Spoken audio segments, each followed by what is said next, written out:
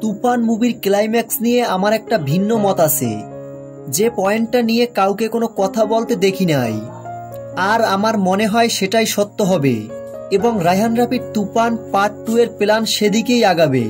যারা তুফান দেখেছেন তাদের সবার মনে প্রশ্ন জাগে যে আসলে কাকে গুলি করা হয়, হাসপাতালে কে ছিল, দুবাই কে চলে গেছে, চঞ্চল চৌধুরী বা তাকে আবার কেন বাঁচালো, লাগে উড়াধুরা গানে ওটা কে?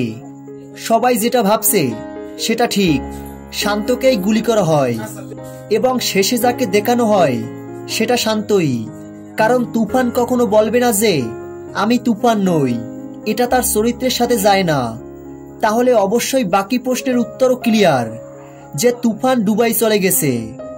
চঞ্চল চৌধুরী আর মিমির সাথে আগেই শান্ত আর তুফান নিয়ে কথা হয়ে গেছিল।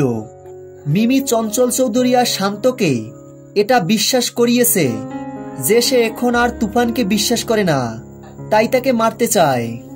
ব্যাপারটা কখনোই এমন হবে না। মিম তুফানের বিপক্ষে যাবে না। পার্ট 2-তে দেখা যাবে মিম তুফানের পক্ষে থেকে চঞ্চল চৌধুরী আর শান্তর সাথে মাইন্ড গেম খেলছে। তুফান যখন শান্তকে মিটিং সামলাতে বলে তখন খেয়াল করলে দেখবেন। তো ভিউয়ার্স, ভিডিওটি ছিল এই পর্যন্ত। ভিডিওটি সম্পর্কে আপনাদের মূল্যবান মতামত জানিয়ে দিন ভিডিওর নিচে কমেন্ট বক্সে। ভিডিওটি ভালো লাগলে একটা লাইক করে দিন পরবর্তী ভিডিও পাওয়ার জন্য। ধন্যবাদ।